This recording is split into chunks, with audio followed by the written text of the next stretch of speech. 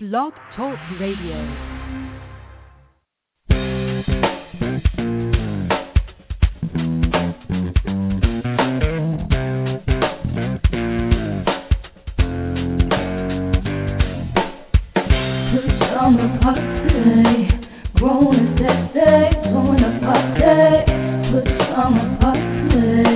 Party crew, keep it real for you. No clothes allowed. This summer party.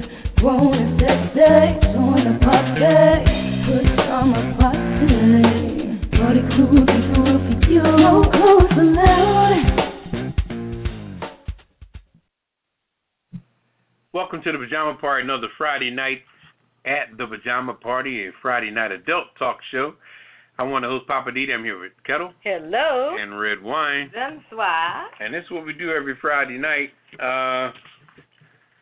Unfortunately, we are in the age of Virgo. And why do it have to be unfortunately? we got to deal with that for the next 30 days or so. Oh, boy. Whatever. So, not that bad, Papa. We have Virgos, Virgo, what are you going to do? It's so nice. It's so nice. It's so nice. Mm-hmm. Really? Anyway, Redwine is a Virgo. Yay! And she has a birthday in a couple days. All right now. How about that? Mm-hmm. Uh-oh. Yeah, but don't tell anybody. Just between us. Mm-hmm. Mm-hmm. If you notice, Virgo's a little more discreet. When it was Ketel's birthday, we had stuff hanging from the rafters. But anyway, Ketel, you want to give us a rundown on what's happening tonight? I sure can. How's everybody tonight? Excellent. Good, good. All right, Miss Virgo, you got it going on, huh? Yeah. Okay, all right. The time when the Leo's gone, huh? Yeah. Bye-bye, Leo. That's all right. We can still roar. Okay, once you roar the rundown. Okay. Hot topics we got tonight. Brock Turner to no longer hear criminal cases. All right. That must be a judge, Brock Turner. Mm-hmm. Italy earthquake. Amtrak gets loaned. Leslie Jones' website hacked. Our hit it and quit it headlines includes Volkswagen reaches deal. Uber news. Uber. Pizza delivery by drones. Really? Trump uses campaign donations. What? New app to locate black-owned businesses. All right. What's popping with Poppa DD? He's going to give us I don't know, we got a question mark here. He's going to surprise us tonight. Our weird news, University of Texas students' anti-gun campaign. Doctors remove 40 knives from man's stomach. Also, roof jumper gets wedged between buildings. And couple stages and attends their own funeral. Okay. I'm just saying with Redwine, what's your real objective? Living for the city with Papa. He's going to tell us something interesting tonight. Hollywood wrap-up. I got Prince going on, Snoop Dogg, Hands of Stone movie, Wendy Williams, Arnold Schwarzenegger, and a little bit more. We're going to have a little Prince tribute. Celebrity birthdays, cocktail of the week, which is the Charleston, our kiss it list, and the last word. So sit back, relax, get your favorite cocktail, and we'll be back with the hot topics. Hey, this is Ketel with the yellow top. I'm waiting to hear from you tonight. I'm at the Pajama Party Live. So you can reach us at 914-803-4306, or you can check us out on apajamaparty.com.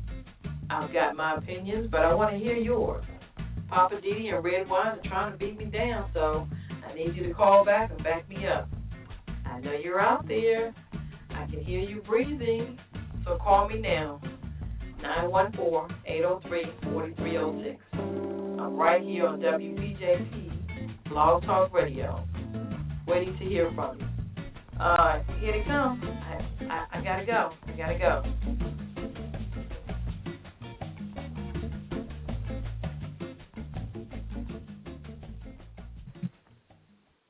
Welcome back to the Pajama Party, a Friday night adult talk show. I'm one of your hosts, Poppa DD. I'm here with Ketel. Hello. And Redwine. Bonsoir. Every Friday night at 9 o'clock, that's 8 o'clock Central Time, 7 o'clock Mountain Time, and 6 o'clock on the West Coast, and that's 9 o'clock, 9:15 CP time. Our first topic tonight, Ketel, what do we have on the brew tonight? The judge Brock Turner to no longer hear criminal cases. Let's get into this and find out why. At his own request, the California judge facing a recall effort for his handling of a sexual assault case involving a Stanford student will no longer hear criminal cases. Judge Aaron Persky, he's a Stanford alumni, has come under harsh criticism since sentencing Brock Turner to 6 months in county jail for assaulting an unconscious woman outside a fraternity party. Prosecutors had asked for a 6-year prison sentence for the January 2015 assault. A source familiar with the judge's thinking said Persky wanted to step aside in part because he didn't want cases before him to receive unfair and unwanted national attention. Really? So effective on September the 6th, Judge Persky will hear cases in the civil division only. While I firmly believe in Judge Persky's ability to serve in his current assignment, he has requested, to be assigned to the civil division. He requested. Yes, and it goes on to say Judge Persky believes the change will aid the public and the court by reducing the distractions that threaten to interfere with the ability to effectively discharge the duties of his current criminal assignment. Wah. Okay, here we go again. But he was a Stanford alumni, and this guy that he sentenced only to 6 months, he should have went longer. 6 months for sexual assault of an unconscious woman. Unconscious woman at a fraternity party. See, he's alumni of Stanford College there. So I guess that was just coincidental. Yeah. Yes, that I think the people that are trying to get him removed completely are on the right track. Mhm. What's that judge's name? Judge Aaron Persky. Persky. Persky. Okay, can you put him on the kiss it list, please? Now he's going from where? He's going from the from criminal cases to civil cases. Civil cases. So he's saying he want to step down from those criminal cases because he think that his time in the limelight is going to have more distraction on his cases. But I think he's doing that because he ain't doing anything. I think his boss is getting him out of there, in my opinion. Could be. That's a good point. That criminal stuff is big. Oh, for sure. And they don't want him to come up with another case involving a black person where he does something a little more harder because, when it comes to criminal cases, black folks are lined up. So. Well, the ones that he's in trouble for have been these sexual assault cases. Mhm. No, he could you can't keep going light on these young guys talking about, well, I don't want to ruin their college career, and he's just a kid, and his parents are going to, keep an eye on him and keep him on the right track and all that kind of stuff. I just don't believe that.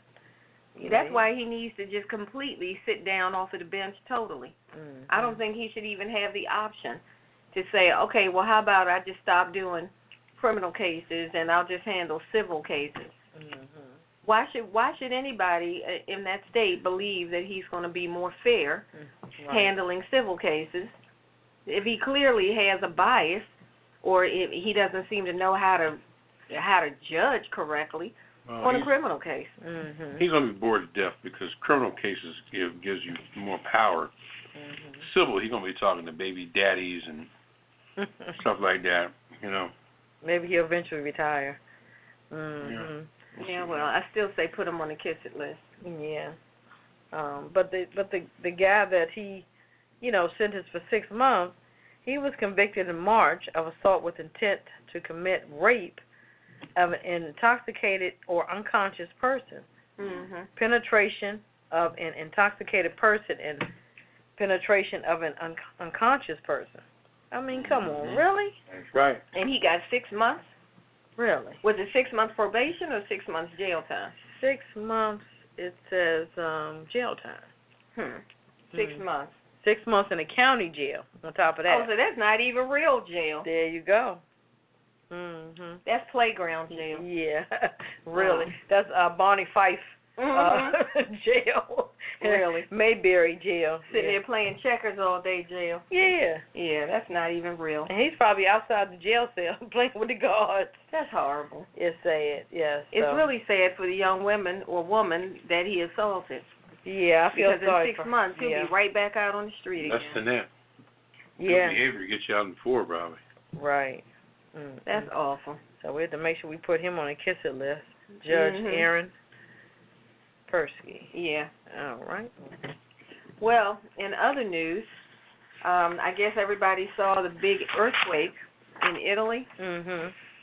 That was rough. It was over, right now there's been more than 2,000 people that have been forced to live in camps as a result because people are needing food, they need shelter, and I mean people are living like refugees in these makeshift camps because of the powerful earthquake that killed at least 267 people and flattened some villages completely. Some villages are gone, entirely gone. It was bad. It was really sad to see the people who were saying that they had lost their villages, they'd lost their family, just lost everything. And the Civil Protection Agency in Italy told CNN that 2,100 people were living in the camps, and they said that they needed to build more to accommodate more people in need. Wow. I mean, that's how bad this effect was from this earthquake, and they're still suffering aftershocks. The aftershocks just continue to happen, from moment to moment, or I don't know if they're hour to hour, but it's been really bad. They're saying that, people are trying to find hotels or relatives to stay with, and at night it actually gets really, really cold. They said it was reaching freezing, so that the people could not, be outside for long periods of time. Right. So the whole situation is just bad. So they're looking for all kind of relief to come in and help them. And, people, like I said, have lost loved ones.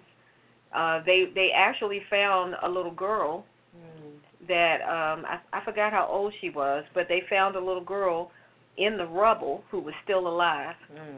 I mean, that was a miracle. I know. So they've been going through the rubble looking for survivors. It's a bad situation. And this is right after the big flood here in the States that just happened in Louisiana. Right. And, there was a similar kind of situation. You had a big loss of life, loss of property, loss of everything. And then there's this major earthquake in Italy. Wow. I don't know. I just wonder sometimes, all these people who say they don't believe that global warming is real. I know. I don't understand how anybody can say that. Yeah. Clearly something is going on with the weather. It's going on. Yeah. There was a couple of big tornadoes that touched down in Indiana this week. It was several tornadoes. Yeah. I think they would say they were coming back to back. Yeah, some of them were the double funnels and stuff, wiped out entire areas. I know. It's crazy. So I don't know what's going on with the weather, but right. Our hearts and prayers and condolences go to the people in Italy, just for everything that's going on there, for those who lost loved ones, for the villages that were wiped out. And they said that some of the places that got wiped out were some of the historical buildings and things. Oh, yeah, I did hear that. Yeah. Some of those historical buildings that it's not even about we can rebuild. Right. I mean, that's gone. Yeah, it's gone. So some of those historical landmarks now, they're done, that were anywhere near the area where the earthquake hit. That's big tourism for them. Yeah. It was a couple, I think it was at least one major Catholic church and some other historical landmarks. It's just sad. So is there a website or anything? Or I haven't seen anything listed as far as a website. I don't know if the Red Cross is stepping into it to help. This was reported from CNN, and they have information. They're saying that there's like a 72-hour window to try to find survivors. So, and I guess because of the temperatures that drop at night, if you don't find people within that first 72 hours, chances are they didn't make it. Right. But no, they don't list a website. Okay. So I don't know how people can help if they want to help. Right. But I guess maybe just Google Italy earthquake and see if there's anything listed for those who want to provide any kind of assistance. That's a good idea. All right. In other news, we're going to take a little CC break and keep moving? Yeah, take a break. Okay. We'll take a little CC break. Got to refill our cocktails. Okay. All right. And we'll be right back.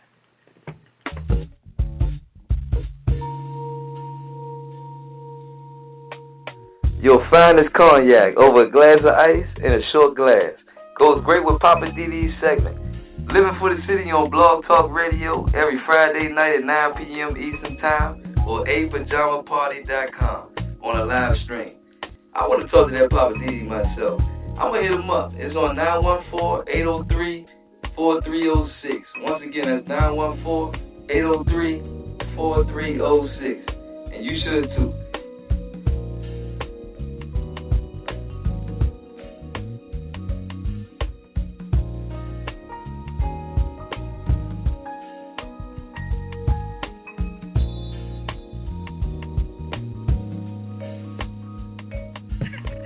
Welcome back to the Pajama Party. If you're joining us for the first time, I think there was a joke in the studio. And those Redwine. damn interns. yeah. Like blame on the rain, like Billy Vanilli. Blame on the rain. Anyway, if you're just joining us for the first time, the Pajama Party is a Friday night adult talk show where we talk about any and everything. We get it in. Nothing is, there's no holds barred. There's nothing safe. There's nothing hidden. Really? And we bring it all out. Nothing safe or hidden. Nope. Anyway, sound like some espionage. I was listening to Redwine, which is talking about her last story. She pronounces Italy, but she's bougie like that, so we'll give her a pass. How you pronounce it? What did I say? Italy. Italy. She spells it I-T-I-L-L. Italy. Y'all need to behave. Italy is a one-syllable word, and she made it three. But we love you, Redwine. Oh, now she's trying to stand up. Yeah, okay. Italy. Anyway, it's cool. Won't be a thing. Such a spicy meatball. Yeah, okay. Yeah, and you're a Virgo. Yeah, this is the age of Virgo, by the way. Yay! It's so nice. When somebody say, you know the thing about Virgos? Yeah, they're so nice. It's so nice. Yeah. Anyway. What you got, Bob? I'm going to do something, my stories, my hot topic is Governor Biden. Oh, what's he doing? He announced he's going to give $2.45 billion in federal loans to Amtrak. Really? Yeah. How about that? Wow. But I'll read the story and I'll tell you the flip side. Uh-oh. Okay. Vice President Joe Biden on Friday is set to announce a $2.45 billion loan to Amtrak from the Department of Transportation. The largest loan in the department's history. A loan now, which means they have to pay this back. Oh. Okay. Biden's office announced the new loan at his namesake Joseph R. Biden Jr. Train station in Wilmington, Delaware, which means that the station is named after him as such, since they remodeled it here very recently. And the $2.45 billion, as they say, we always say what it's going to be used for. We all say that even when you're about to get your income tax checked. Yeah, when I get my income tax check, I tell you what, I'm going to pay this bill and pay that bill. Yeah, sure you are. Anyway, the loan, as far as Amtrak is concerned, will be used, let's see, we use to purchase 28 new train sets for the high-speed rail Amtrak train between Washington, New York, and Boston. The money will also be used to rehabilitate railroad tracks and upgrade 4 stations, including Washington, which they don't own, and Baltimore Penn Station, which they do own. All right. This loan is a key step to providing investments needing to help keep high-speed trains moving throughout the region, which is probably overpriced for the average person who rides those trains or wants to ride them, and to help all commuters in the Northeast Corridor, Biden said. Okay? We need these kind of investments to keep this region and the whole country moving and to create new jobs. All right? Now, they say create new jobs last after they say all this other mechanical stuff first and things of this nature. All right? I'm a rebuttal, so don't hang on. The vice president's support for Amtrak, which he supports it very well, has been well documented. As a senator, he made his commute to Washington from Wilmington nearly every day for more than 35 years. And he said, if we get elected president, it will be the most train-friendly administrative ever. He told a fellow passenger shortly after being named Barack Obama's running mate in 2008. Now, my rebuttal in this situation. Now, I think the first thing the money should go to is the employees. All right? A long overdue raise needs to be put in the employees' pockets. The first thing they mentioned was new cars for the Acela train. The Acela train is the creme de la creme of Amtrak, where most people ride that have a little bit of dough, geeters, or like Chuck Brown says, moolah, y'all. Okay? Now, a lot of people can't afford to ride that train. So we can upgrade the train that nobody can afford to ride and keep it more bougier than it's ever been. Mm-hmm. Okay? And I guess if you're a person of any type of other stature than the people riding it, you walk through the aisle, they look at you like you're an alien because they wonder, what are you doing here? Did you win that ticket in the lottery or sweepstakes or something? Anyway, I'm not ragging them, don't get me wrong. But I will say that I think that spending it on the Acela trains is the last place that money should be spent. Okay? Most of the people who ride that train is people of a corporate nature where their company pays for their ticket. So therefore, the money's not really even coming out of somebody's pocket. It's something that's generated to, based on the job with that company. Excuse me while I sip on some brown liquor for a second. Oh, boy. It's going to be one of those nights, huh? Yeah. Now, like I said, there again, we need to give money to the employees. All right. The coach cleaners. The ones that put their little brush down in that toilet and clean your shiggity at the end of the day, and the ones who pump the toilets. Toilets are pumped by a vacuum system called a dump. And they dump the dump out of the dump until it's empty. And they fumigate it with some type of fragrance and what have you. But it's not a pleasant experience. And I'm sure that person only makes about maybe, who knows, $32,000, $33,000, $34,000 a year. Really? Come on. You know what I mean? Beef up the beef uppers. Have respect for the lady who cleans the hotel room when you get done shooting your load, so to speak. Okay?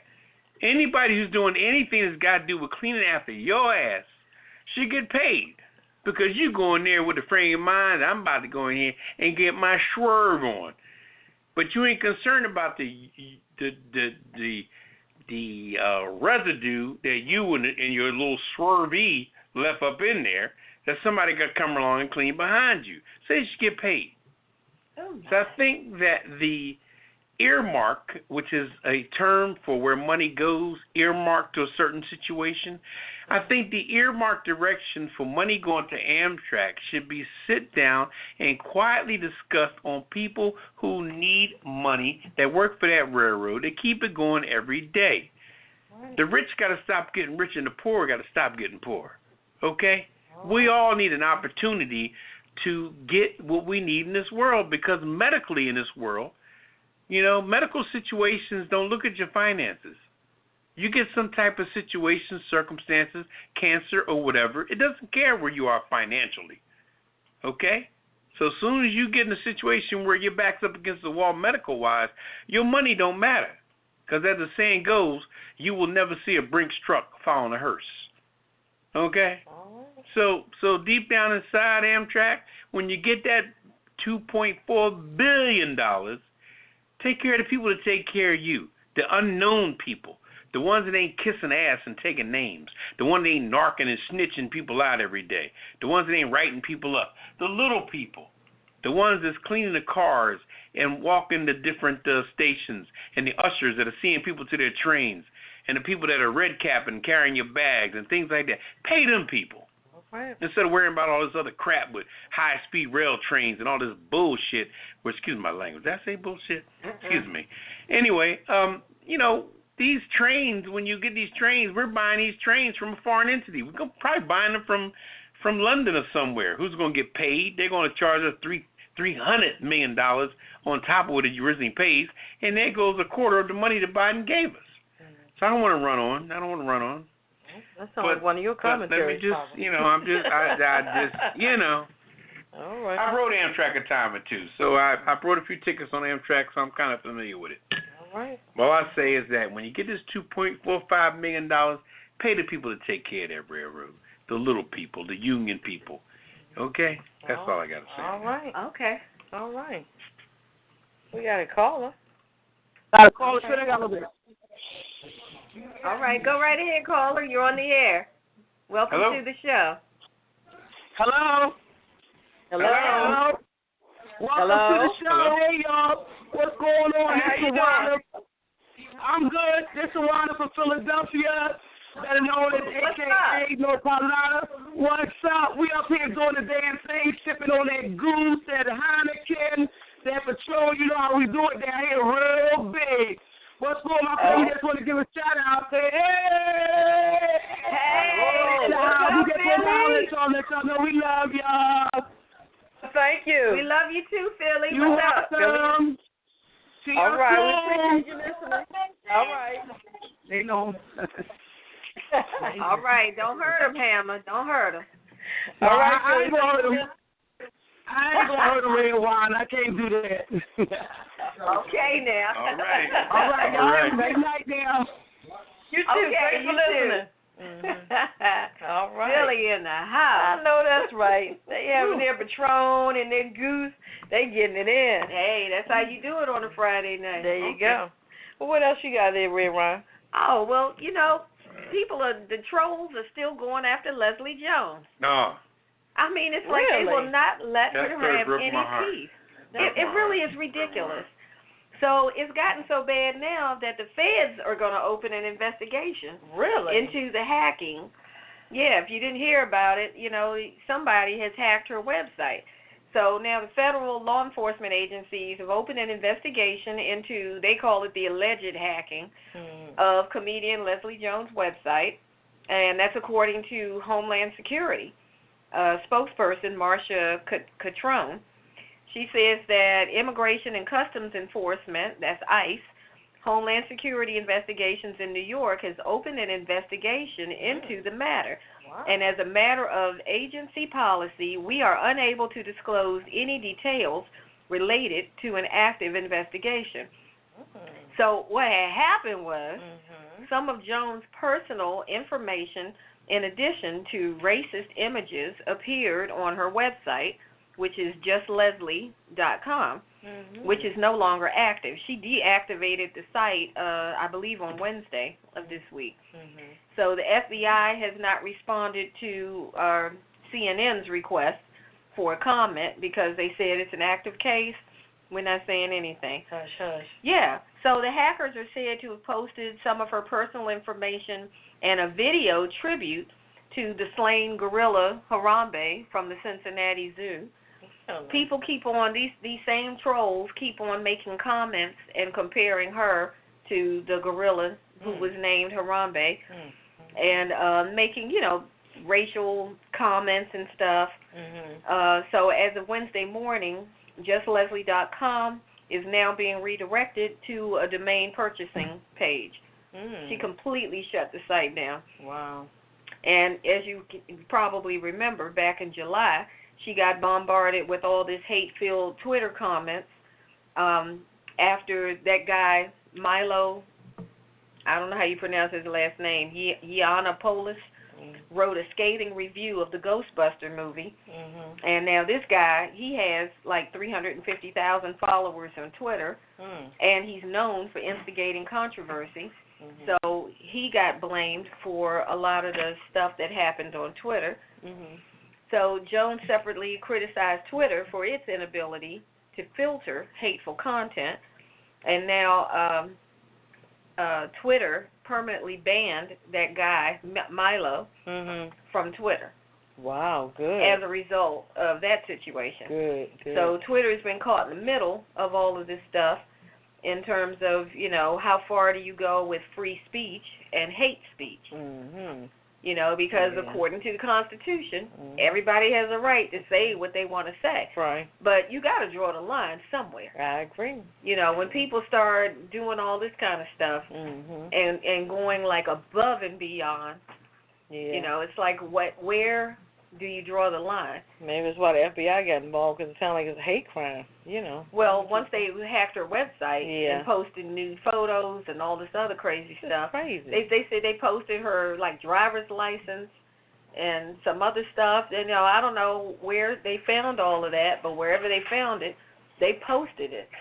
They replaced her picture with pictures of the gorilla, Harambe, and all this kind of stuff. You know, it was just a bunch of hateful, mean and evil I think stuff. honestly it's an inside job. It's somebody that probably used to work with her or work for her, and she might have fired them or something like that, and it's just, they just mad. I don't know. Like it could just be some crazy, overzealous person who just has so much hate and darkness in their heart, and they have the computer knowledge to get in there and hack somebody's account. But I mean, she's not the first celebrity that's been hacked. But not like this. I haven't heard it this bad. It just seemed like this one has been bad. It's just a personal attack against her, and you know, the name calling and things like that. That's just ridiculous. Yeah, they definitely took it to another new level of low. Yes. You know, to go in like they did. It was just really uncalled for. Right. Wow. But anyway, if you have any comments and you want to join the conversation, jump on in. 914-803-4306. Press 1. Press 1. You get in the queue. Yeah. And we just had Philly on the line. Shout out to Philly. Yeah. So, definitely shout out to Philly crew. So we're going to take a quick break, and we're coming back with the Hit It and Quit It headlines, so don't you move.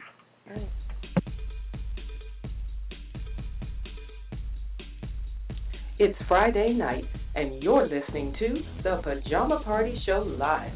Tune in every Friday night at 9 p.m. Eastern, 8 p.m. Central, 7 p.m. Mountain, and 6 p.m. Pacific. We push it to the limit every week like only we can. We've got hot topics, hit it and quit it headlines, TV and movie reviews, commentaries, and the world's famous Kiss It list.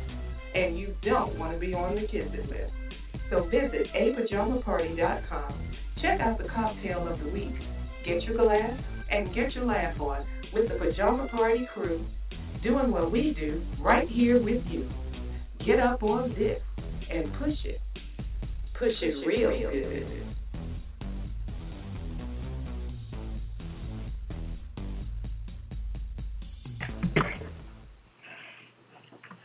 Welcome back to the Pajama Party. I'm one of your hosts, Poppa DD. I'm here with Ketel. Hello. And Redwine. Bonsoir. This is a Friday night adult talk show every Friday night at 9 o'clock Eastern Time. That is pretty sad about Leslie Jones. I don't, like y'all said, the way it's hanging on and holding on like that, I think it may be somebody who didn't get the job with Saturday Night Live when they auditioned. And she got it. Could be somebody on that level, too. Because, you know, I don't think that anybody can really... Everybody on Saturday Night Live has a little eclectic kind of look about them. Look at Bill Hader. He looks like he came out of a spaceship somewhere. That's Redwine's boy. I don't want to talk about him. But he's got the, you know, the dark eyebrows and a whole look that makes him look kind of weird. I mean, they all have a weird look about it. And the girl who played in Ghostbusters, what's her name? Kristen Wiig, isn't she in it, or no? The other one, the one that says the blonde one. The one that does Beaver and all that. Yeah. That little crazy heifer. Yeah, I can't think of her name. She's a mess. Mm-hmm. She's an absolute mess. But she's accepted. It's all about acceptance. Doesn't matter. We are only descendants of our parents and the people that's connected to our DNA. So attractiveness just all has to do with whoever created us, and deep down inside, beauty is in the eyes of the beholder. So all that really means nothing. You know what I mean? Yeah. Okay. My saying is, if the coochie's good, hit it. Anyway, Speaking of hit it, I'm up. Okay. Yeah, hit it, quit it, hit it line. Volkswagen, which is a German company who does the Rabbit and the Passat and they got something called the E60 or whatever it is. They've been bougie for years. They had a little thing called the Dachshund, the Volkswagen, the convertible. It's been the bougie family for years. I like that little convertible they had. It's called the I think it's the name of Cabaret. Yeah, Cabaret. Yeah. All the rich folks dress kind of square and bougie. It fits good up in the Hamptons. It's good in the Hamptons. It's nice in the Hamptons. It's very nice in the Hamptons. Very nice. Anyway, but they're a bunch of cheats. They're a bunch of cheats. Okay, this company told the government that they have no problem with their emissions. Okay, but those little cute cars was kicking out dirty emissions like a Detroit diesel. Like what's called a Peterbilt. Heard of Peterbilt? Peterbilt's a big ass engine in your 18-wheelers. It was kicking out dirty fumes like a Detroit diesel Peterbilt engine. And they were fronting the game. We're fine. You wasn't fine. You were filthy. Now, let's get to the story. The automakers and lawmakers for Volkswagen brand deals announced a tentative settlement at a court hearing in San Francisco. The amount of the settlement fund was non-disclosed. It's millions. It ripped people off. People rode out in their little bougie little Volkswagen going out to the Hamptons like everything is cool, but when you stood behind the car, you almost had a heart attack from the smell of that little stinky-ass car. Anyway, VW's United States dealer has been banned from selling polluted diesel vehicles for nearly a year. All right? Not all details on how the settlement fund will be divided amongst the dealers who has been involved. People going back and bitching to the dealers, and dealers saying, "Oh no! All we do is sell them little stinky motherfuckers. We don't make them." Okay, so it's all going back to Germany. All right, so Germany's kicking out the dough with their district courts and everything like that, and they give money to the dealers. Yeah. Okay, Okay, now we all know a dealer, right? Okay, the word dealer. Whether you're a car dealer or Vegas I don't know. car, okay, you won't give money to somebody with a name of dealer. You think is that a good turnover of money? Anyway, we won't go there. Anyway. So the whole thing in a nutshell is crazy. Okay, Volkswagen got caught selling dirty, stinky little cars with bad emissions. Now they decided to go to the court, and now they got to pay a big lump sum of money, and they figured they're going to get the money to the dealers to distribute to the people. Now, dealers, they never distribute nothing to anybody. So that's going to be interesting itself when they get big money to give back to the people. I want to see how that goes. So we'll follow up on this story to see how the dealer gave back money to regular, everyday Joe Common, okay? Because we know that ain't going to happen. So life is a vicious circle, so stay on the news with Volkswagen because they're full of shiggity. Yeah, stay away from them. Yeah. Well, we're going to keep it moving. I got Uber news. What's Uber doing now? Uber claim they're losing money. Check this out. Really? The ride-hailing giant Uber Technologies Incorporated is not a public company, but every 3 months, dozens of shareholders get on the conference call to hear the latest details on its business performance from the head finance in Gautam Gupta. So Gupta told investors that Uber's losses mounted in the second quarter, even in the U.S. where Uber had turned a profit during its first quarter. The company was once again losing money. Okay, sound like back and forth to me. Mm-hmm. So they're saying in the first quarter of this year, Uber lost about $520 million before interest, taxes, depreciation, And they saying in the second quarter the losses were significant. It was $750 million. So that means Uber losses for the first half of the 2016 totaled at least $1.27 billion. Really? But they just got a loan for about $1 billion. A loan? Mm-hmm. All that money they're making? They got some capital, yeah. So it says Uber's only been established for 7 years, has lost at least $4 billion in the history of the company. That's a lot of money. But they're making a lot of money, too. Yeah, I don't understand that. So this is interesting. Uber's backers range from venture capital firms like Benchmark Capital, big company, okay, Goldman Sachs. Oh, they got plenty of money. That's what I'm saying. So it says Uber has raised more than $16 billion in cash and debt. So, but you losing money? I just don't see it. Something doesn't sound right. But the company has effectively redistributed at least $1 billion to the Chinese working class in the form of heavy subsidiaries to drivers there. So you making money somewhere, but you're losing money somewhere else. Yeah. Maybe they got a hole in the bag. That's what it is? Yeah. Okay. You put money in the bag and it falls out the bottom. I don't know. But they got some big backers. Benchmark Capital and Goldman Sachs. That's some big heavy hitters. Those are heavy hitters, you're right. Aren't they, Papa? They are. Yeah. So they got money. So I think they just doing this just because to, saying that they lost a little money, and then I think the change is going somewhere else. I lost $1 billion, but the change is going somewhere else. It sounds like a racket. Before I get into this other story, we have a caller. All right, go right ahead, caller. Welcome to the Pajama Party Show. You're live on the air. Yes, I guess you gain and lose if you get ready to put 300 employees out of business, out of work, and then you turn around getting self-driving cars. Really? Yes, you didn't hear about that? They'd already tested them. They're going to put them out next year. Wow. So is that where the money's going, into the self-driving cars? Yeah, and to the self-driving, they get ready to put 300 people out of work. Then they got a class action lawsuit against about some money that's being owed to them, to some of the drivers. Wow. Then next year they get ready to put out self-driving cars, and then they're going to just be a few people. You just sit on the passenger side, and the car takes the people up and take wherever they're going. Shut up. Well, I'm not getting in a car that's not being driven by a person. I'm not. Technology. I'm trying to anything crazy happens, and I'm sitting there yelling at the car. Stop. What'd you say, Carl? I think it's in New York. They're already testing it now. I think it's in New York. Really? In New York? Yeah, wow. I think it's New York. They're testing them already. That's too much. I wouldn't do it. Yeah, I wouldn't either. Would you get in a car that has no driver? Nope. What do you think, Poppa DD? No, not at all. No, I'm not. I wouldn't do it. That thing might take over and take me any damn way. Exactly. No, thank you. You in there like a hostage, and the car does what it wants to do. No. Well, thanks for calling, caller. Okay. All right. Appreciate you, caller. You have a good night.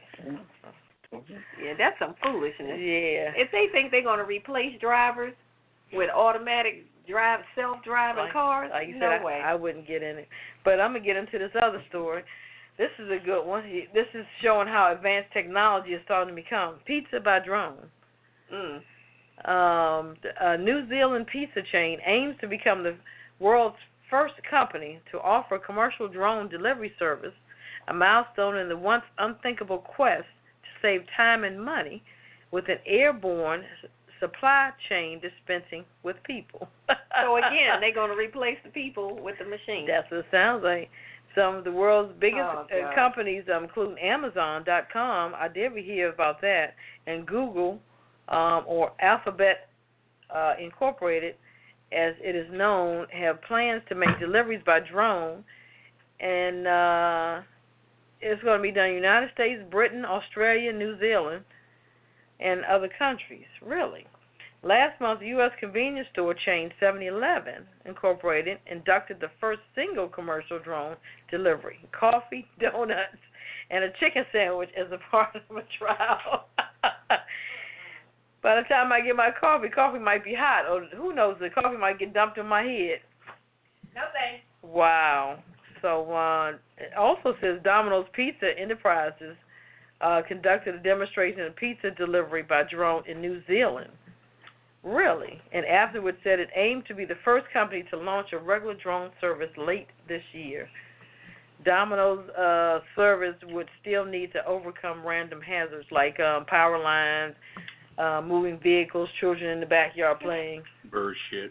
Yeah, for real. The bird might come and confiscate it off the drone. Mm-hmm. That would be funny. But let me ask you this. Now, what happens if your order's not right? Well, and you don't have a person? This drone just comes and goes boom and drops your box or puts it in your hand or however they deliver it. Yeah.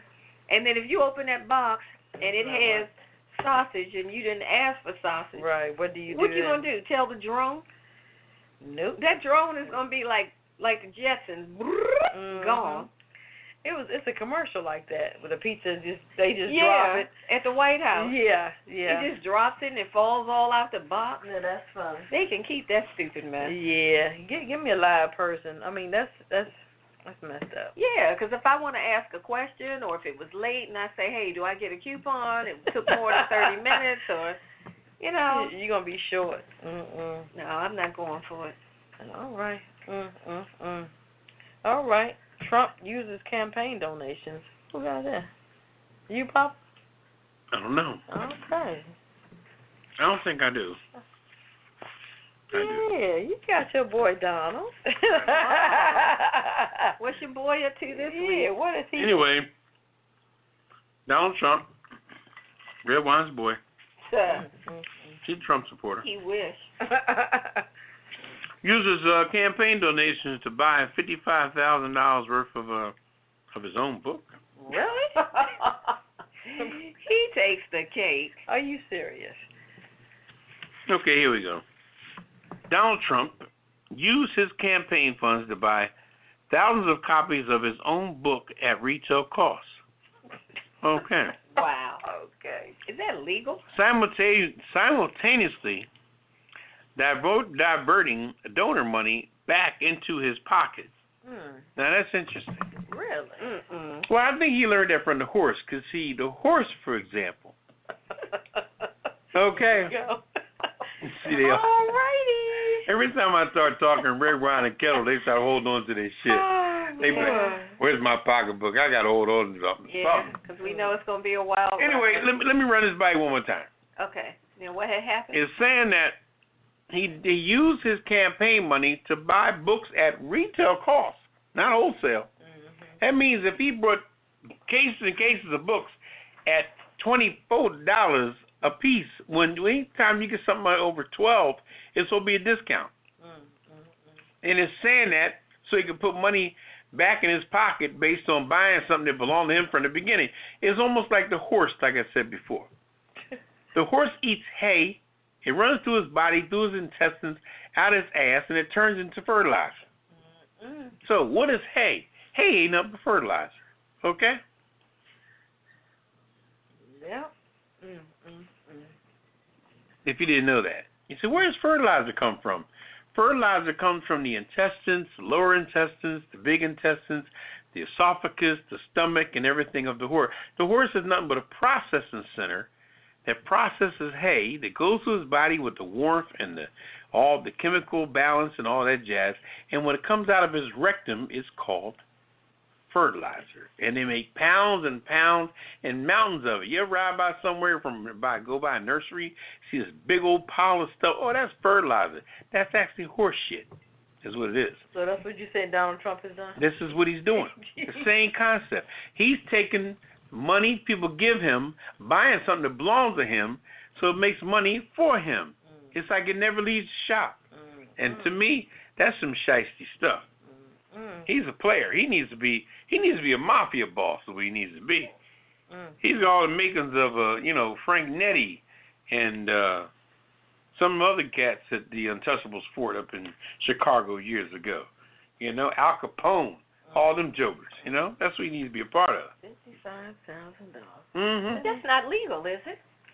I don't think so. He's Donald Trump. He's like, I can shoot somebody on Fifth Avenue and get away with it. Anyway, that's just a story. We're not going to get deep into the story because we ain't trying to give him all that airplay. So. I know that's right. That's what he did, and, you know, he crooked like that. Yeah. Him and your boy, put him on the kissing list. Uh-oh. Along with Bill O'Reilly of... Donald Trump and Bill O'Reilly. Yeah. Bill O'Reilly started next to Deborah Norville on... He sure did. What's that show called? Magazine show? I forgot. And she said, I don't want this little jerk off next to me. She got it. But on that entertainment show? Yeah. Remember Deborah Norville on Hard Copy? No, Hard something Copy. else. Was it called Hard Copy? I forgot what it is. Was it Entertainment Tonight or what? No. It was an off-beaten path show. It wasn't one of the popular shows like that. Yeah, but I think he tried to make some Hard sexual Copy or something advancements. like that. That's a whole nother show. Yeah. On Deborah Norville? I think so. Yeah, she wasn't bad. Come on, man. Well, what you got there? Well, I got one last one. There's a young lady named Dion Mahaffey. Mm-hmm. That's her name, Dion Mahaffey. She has created an app called Wear You. Mm-hmm. It's Wear and the letter U. And the app helps users to shop black. Because, basically when you look at where black dollars go, they usually go out of the community. Mm-hmm. And her thing was, there should be a way where you can find black businesses. Mm-hmm. And if you wanted to support black businesses, now you can locate them and shop black. Okay. So she created this app called Wear You, and she launched it last February during Black History Month. Mm-hmm. And it was an interesting story. She wanted to talk. It talks about how she's an entrepreneur. Her dad was an entrepreneur. She grew up in Birmingham, Alabama, and this whole thing came to her in a dream. Mm-hmm. She said she just had a dream one night about this app and doing this, and 72 days later, she made the app available on Google Play and on Apple's iTunes. Last February, and the whole point of the app is just to help users, be able to buy and support black-owned businesses. So this app, Wear You, has been downloaded more than 100,000 times since it launched in February, and former NBA star Shaquille O'Neal, as well as D.L. Hughley, comedian, have encouraged their fans to use the app and support black-owned businesses. Mm-hmm. So I think we all, people should check it out. She's doing her thing, trying to support black-owned businesses and help people be able to reach black businesses. So check it out on Google Play and on Apple's iTunes. It's called Wear and the letter U.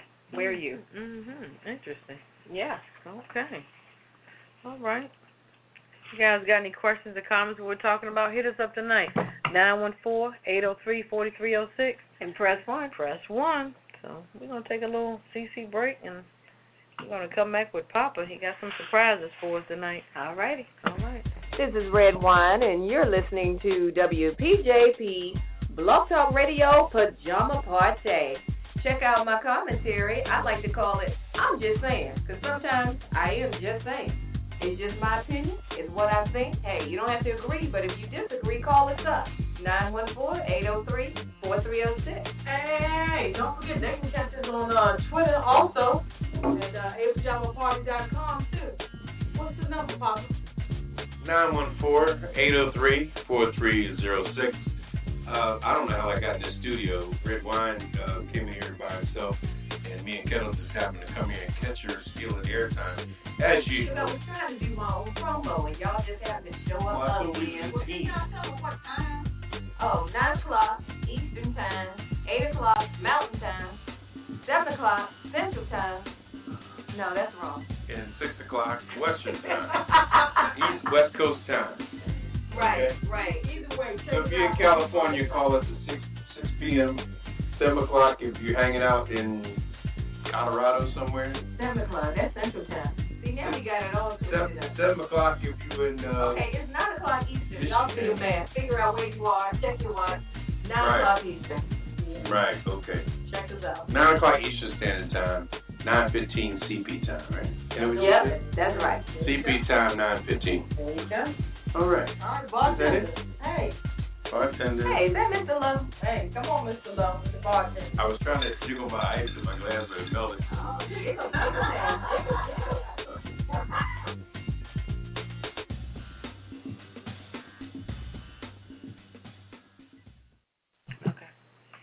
Welcome back to the Pajama Party. I'm one of your hosts, Poppa DD, here with Ketel. Hello. And Redwine. Bonsoir. The Pajama Party is a Friday night talk show where we get it in. You know, our motto is that we get it in. And we can't leave unless we get it in. Let's see. Anyway, you get it in, Papa? I'm going to talk about something that's really interesting, okay? Uh-oh. So I want you to put your third ear on and listen to this because, see, this is the reality of life. We're going to get in your segment with I'm not trying to teach you anything, but I want you to listen to what's happening. All right, what's poppin', Papa? Me. Uh-oh. Now, like I always said, there's only two people in this world, or two species that run this world. That's a white man and a black woman. Okay, let me put that out there again. I wouldn't call it species. It's, I guess, gender? What is it? Gender, what was it? Anyway, a white man and a black woman. Now, that was very evident during the Olympics.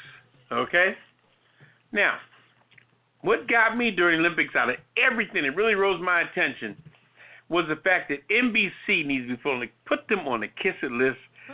Because you know what? As a network, you are no matchmaker.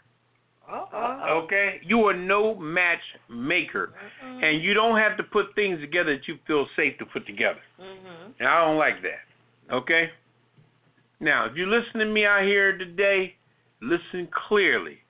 Because, see, our people are being abused. And they're being manipulated. And they're being fornicated under cardinal knowledge. You know what that means. That's the F-U-C-K thing. Okay?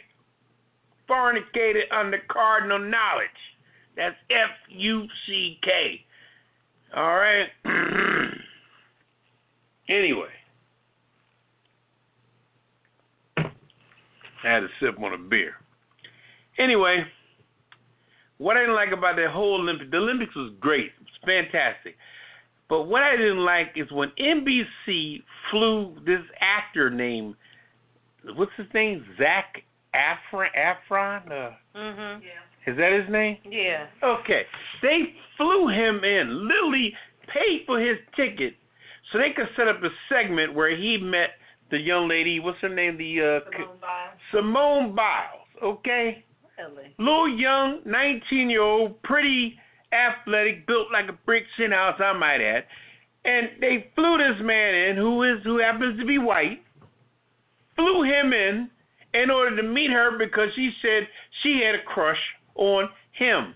Now, like I said, NBC, you are not in the business to be a matchmaker, okay? Now, for him to bring his ego, who knows what he got inside of his peanut-ass brain? Okay, just because a person has stomach muscles or abs in their stomach or what have you, it means you do sit-ups and you keep yourself in shape. You got very little body fat, and your metabolism is low, and you're young, so it's easy to get some squares in your stomach. But now all of a sudden, you know, most of these little young white boys, they're horny as a fish. Okay, now you're going to bring him in to meet someone who is athletic, got gold medals. She don't need his ass, and she sure don't need to be set up with his ass. But you're going to make her feel like that she's hit the lottery because y'all brought him in. Now, here's the flip side of that. Would you have brought a black actor in to meet one of your lily white athletes? I don't think so. I don't think so. I think that let's take the gymnast's counterpart, the little white lady whose parents were freaking out when she was on the different routines. You know, when they were squirming, when the child was out, they were like making all kind of moves. Now, let's say that her favorite actor was the guy that played Creed. What was his name? The brother Michael played? B. Jordan. Michael B. Jordan. Nice-looking young brother. Okay. He got it going on, stomach muscles. Good-looking brother. Do you think NBC would have flew his black ass over to Rio to meet a white woman? I don't think so. They're not going to fly no good Black Johnson over. Oh, hell no. Black Johnson don't get a free ticket. They just don't do that. But Zach can get flown over, meet her, and let's just say he starts to date her. And being she's our starstruck, you know, I mean, the coochie's almost a given. Now, what if he fuck around and get her pregnant? And it don't work out. Now she's working around with an illegitimate child, and now she can't get into the 2020 Olympics because she's with child. And she picked up like 75 pounds with the baby of Mr. Zach, 3 inches of white steel between his leg, Efron. Okay? He done knocked her up. Now, who would be at fault of that? Would it be NBC for initiating that bullshit from the beginning? Excuse my language. Did I say bullshit? I'm in therapy. Anyway, okay. What I'm saying in a nutshell, I'm going to close out on this. I don't want to waste a lot of time. Do not send or pay for a ticket for someone to meet someone. She said that as a joke. I mean, I love, who's the lady I love? The one that played in Redwine. You know who she is. The one. Which one? Yeah, I know. So many. I love them all. I love them all. Alicia Keys. 1880 blind. Exactly. I love them all. 1880 blind, cripple, or crazy. They can't walk, I'll carry them. Oh. Anyway, the one that plays in Distinguished Gentleman with Eddie Murphy. Shirley Lee Ralph. That's my girl. Okay. So nobody ever hooked me up with her. So what I'm saying in the long run is that NBC was dead wrong bringing him to Rio to meet her. I know it was good camera stuff. We got a surprise for you. Is that Aaron? He comes out Johnson first. Of course you want to tap that ass. Anybody see anybody of her statue and the flips and legs open? You know what I mean? So why would you get this man gift wrap? If he gonna get that coochie, let him earn that coochie. Anyway, I'm done. Yeah, drop the mic. Woo-wee!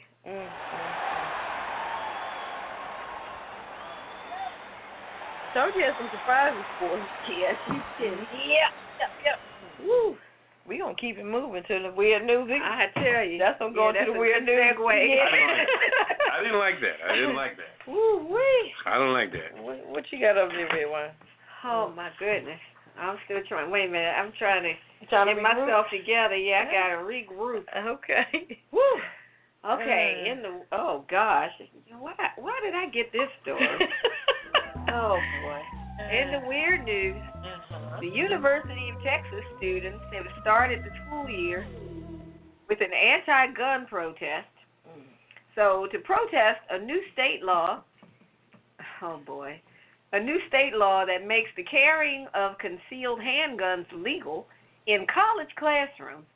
Now, with all the shootings and things that have occurred on campuses, Texas has decided to make it a law that says you can carry a concealed handgun on campus in a college classroom. So some of the students have said that they don't think that's a good idea. So they've mounted their own campaign, and they decided to say, they're openly displaying sex toys as an act considered illegal under the local indecency laws. So their whole campaign is to say, we're going to fight absurdity with absurdity, says Jessica Jen, the leader of the protest, which is called Cocks Not Glocks. Oh, Campus dildo carry. Okay. No, they did. Yes, they did. They said they're going to fight absurdity with absurdity, cocks, not glocks. So instead of packing guns, they packing cocks. They're packing dildos. Cocks are us. They said they got hundreds of sex toys were given away at a rally on Wednesday that coincided with the return to class at the university's flagship campus. So they said Texas has decided that it's not obnoxious or illegal to allow deadly concealed weapons on campus, but walking around with a dildo could land you in trouble. Really? Yeah. So on August 1, the so-called campus carry law, backed by the state's Republican, once again the Republicans, political leaders, went into effect that allows concealed handguns license holders aged 21 and older to bring their handguns into the classroom and onto the university facility. That's crazy. So they decided, okay, well, if you're going to do that, we're going to carry dildos. And they had tables set up. They had big ones, little ones, different colored ones. Wow. They were giving them out to people and stuff, and that was their way of protesting with their campaign of cocks, not Glocks. And one of the people said, it's scary to think that any moment you could be next to a person carrying a gun. And if they go off their rocker, like a lot of people do in college, it's game over. So another person said, the university said, the protests appeared to be protected political speech, and they did not halt the rush for dildos when organizers gave them out for free. Oh, boy. So one of the professors said, this is a very funny campaign, said protester Rebecca Galore, who's 20, and she said, I picked up 2 sex toys myself. All right now. She trying to get busy tonight. Oh, well. Oh, don't boy. go there, Papa. Don't go there. She carrying cocks and not But my Glocks. question That's what on they all said. this, in order to make the dildo people successful, my question on all this, did anyone bring batteries? They did not say, but the people where they got the dildos, the company provided them for free to help out with the campaign. But you must have a battery, whether it be nickel cad or alkaline, in order to get that dildo going. And the Energizer Buddy better. Nobody I talked to guess the they said, Energizer look, we gave you the toy for free. You on your own for the battery. Nobody talked to the Energizer or Duracell to get batteries put in the mix. They did not mention batteries. You know what? Okay. But they had people walking around with big old dildos slung over their shoulders like a backpack. Okay. But like They said, if you can openly carry a gun, we're going to openly carry dildos. Okay. Yeah. So what's that slogan again? Where are they located? Cocks, not Glocks. All right. We're in Texas. I'm going to take a couple cases of batteries. They out said, shoot that. Get that party started. They said, you want to shoot something? Shoot that. Okay. We're going to keep it moving. Moving on. What you got, Papa? I got doctor removes 40 knives from a man's stomach. What is this? Oh, this is weird news. A man is recovering in northern India after doctors reportedly moved 40 folding knives from his stomach. Really? A 42-year-old underwent a delicate 5-hour surgery in Arasta, Portugal, after complaining of a piercing stomach pain, CNN reported. You think? Doctors they took a CT scan, and what they found really shocked them. The doctor said, in my 20 years of practice, I've never seen anything like this. Dr. Gaetano Malakian, who led the surgery, told CNN he had a wild urge to consume metal. Wow. And he said, even for us, the experienced surgeon, it was frightening.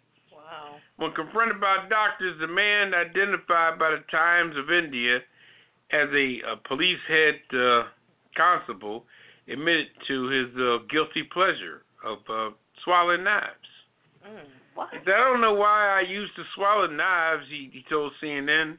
I just enjoyed the taste of it, and I became an addict to the metal.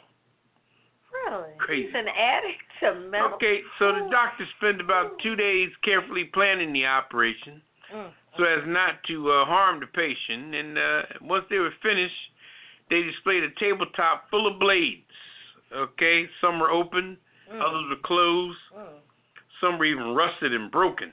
Oh, my God. All right. Yeah, the man had since vowed not to continue his secret sideshow meal once he healed. He was received psychiatric care at that particular situation. Yes. Wow. Though it's not clear what condition he may have. Others have I think it's called felt the urge to eat non-food items I said they're suffering from an eating disorder called PICA. P-I-C-A. Yeah. According to the U.S. National Library of Medicine. Such people have been featured in the Learning Channel, or TLC, popular show My Strange Addiction, and the series has included people eating glass, household cleaner, and toilet paper, as well as cornstarch. Wow. Anyway, so if you eat anything crazy, it's called what's it called? PICA? PICA. It's spelled P-U. Anyway. Man, just crazy. Yeah. It's spelled C-R-A-Z-Y. Yeah. All right. It's called Seek Help. Okay, I got a crazy one here. Roof jumper gets wedged between buildings trying to impress a girl. Wow, wow, wow. Well, we've all done it, something stupid to impress someone we like. With that in mind, try to sympathize with Grant Birdsong. No. 22 years old. That tells you right there. Yeah, 22 years old. University of Pittsburgh student reportedly was attempting to woo a lady when he leaped between two buildings around 2 a.m. Tuesday. Now, 22 and 2 a.m., that already gives you the picture right there. Not a good match. Right. Tore up from the floor up. Uh-huh. The young man met a girl, brought her up to a rooftop, and decided to impress her by leaping from one roof to the next. This fool thought he was Spider-Man for real. Pittsburgh Public Safety spokesman Sonia Torler told the Pittsburgh Post-Gazette. Birdsong seems to have misjudged the distance. Really?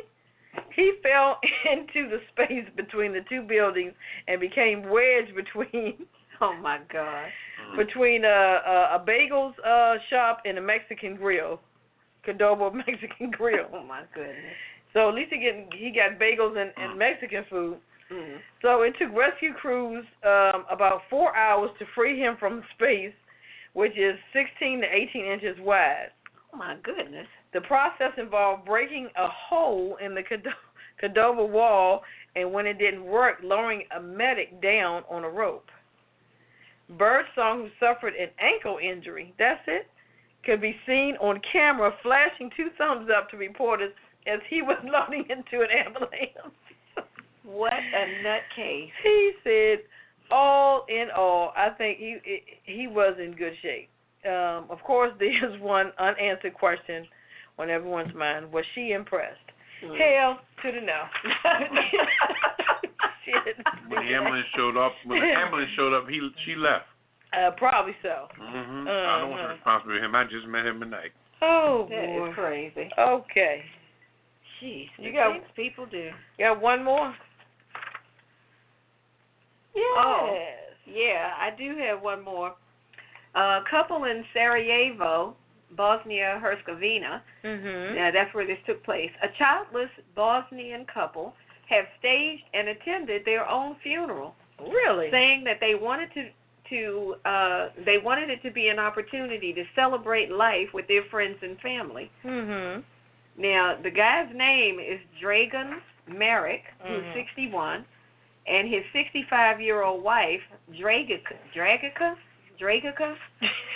They sound like brother and sister. They sound like Dragan and Dragica. They sound like Dracula and Dracula. They sound like brother and sister. But anyway, they sent out invitations to their pretend funeral, and 200 people turned up. Oh, my During God. the ceremony at a cemetery in their village, Dragan gave a speech about the couple's love-filled life, and the mourners then proceeded to a traditional post-burial feast at a local restaurant, which turned into an all-night celebration with music and dancing. Dragan said, "We do not have any children, so we had to organize a proper funeral for ourselves before we died." He added, "Our only obligation now is to die when our time comes," and that's just a formality. Oh, Lord. So, really? They staged their own thing. They did it themselves because they said, we don't have anybody left to bury us, so we're going to do our own thing, and then when we die, we don't have to worry about what happens because we already had our funeral. Wow. And it was a blast. Wow. I wonder how many people attended. They said 200. Oh, okay. They had 200 people out there. All right. Had a full house, huh? Go figure. I wonder if they have tickets. They sell tickets, too? I don't know. They invited people, and 200 showed up. Wow. I wonder if they know what it was. You know, They sent out invitations. staging our funeral. Yeah. That's the invitation. Come to our fake funeral. I don't know. You guys got any questions or comments? We're talking about this crazy stuff here. Hit us up tonight. 914-803-4306. And press 1. Yeah. I think we got another caller here. Let's see what they're talking about. Okay, and then we'll go to break. Caller, you're on the air. Go right ahead. Hi, I need an opinion from y'all on something. Sure. Okay. Okay. Now you have the crazy fool over there pissing up against the wall and tearing down the bathroom walls, right? Lost all his endorsement.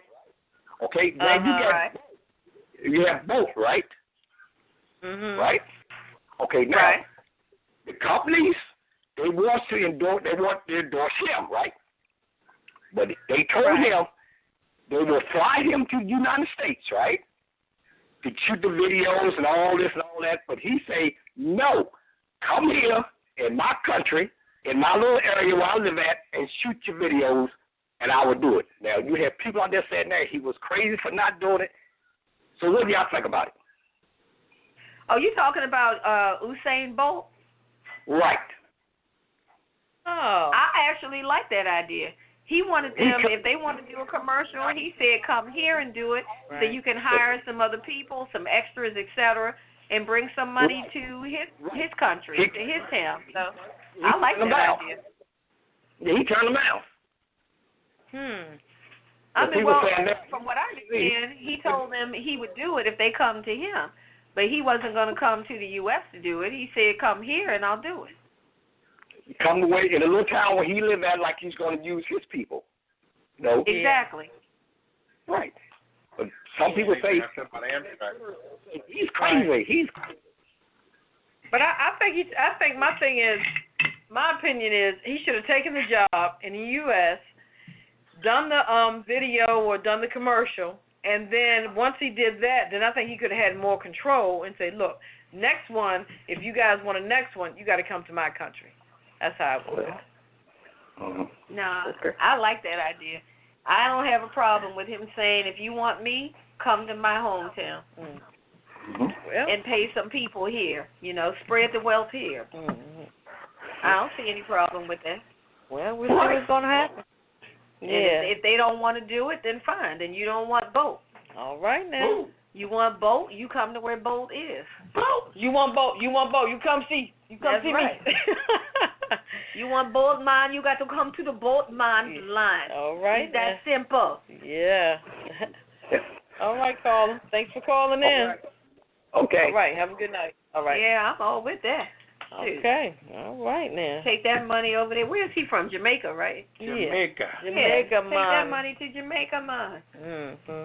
I don't know. Let everybody get some. Well, what you got going on over there, Redwine? Well, what are you saying this week? Tonight, I'm just saying, what is your real objective? Really? That is my question tonight. Sounds like a backdrop. You know, I'm just saying, that's what I do. What is your real objective? So recently, the Republican National Committee hired 3 new black folks to aid in the effort to win black votes for Donald Trump. What? Yeah. One of them, this guy named Anthony Bell, said, my job is to make sure that the coalition directors have a focus on engaging the black community and that our candidates have the right message to deliver to the black community. So, first of all, why do people think that the message to the black community needs to be so different than anything to we all American citizens? Yes, we are. I'm just saying, what's your real objective? Now, what can Mr. Bell and the other Trump flunkies tell black people about a candidate who's more or less just like David Duke, with the exception of he grew up wealthy and went into real estate? What can Mr. Bell and those Trump flunkies tell their fellow Republicans?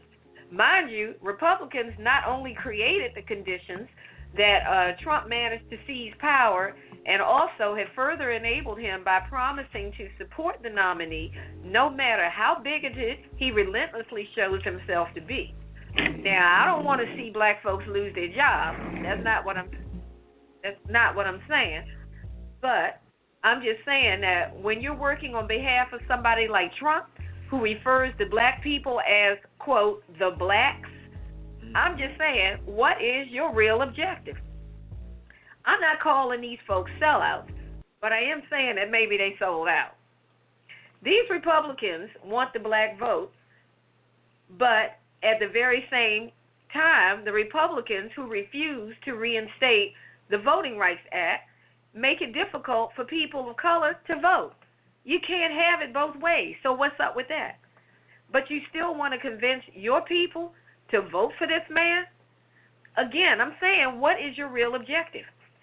When Trump asked black people to vote for him because we live in such deplorable homes and we don't have decent jobs and that everything has gone downhill for us and we have nothing to lose, he must have meant you folks working to recruit the black vote. Surely you don't all live in the projects and eat government cheese every night, and I bet you were able to somehow survive the system called American Dream and get a decent education and make a decent living and raise a decent family, yet you took on an indecent assignment. So I'm just saying, what is your real objective? You're not fooling us with your clean-cut look and your eloquent speech, and you're out here pimping your people for Trump. So I guess I am calling you a sellout. There's no way you can believe that that man has our best interest or anybody else besides himself in his sights. There's no way. So I'm just saying, whatever your real objective may be, you and Omarosa, who he hired as his director of African American outreach, and all the rest of you can go peddle that crap to people that are sleepwalking. For those of us that are not asleep at the wheel, we see you. And for those of us who hear what you're not saying, we hear you. And for those of us who look beyond what you show us, we're watching. And it's not a pretty sight. This is Redwine, and I'm just saying, you need to check yourself and figure out what your real objective is. Because keep in mind, all money is not good money. That's all I got to say.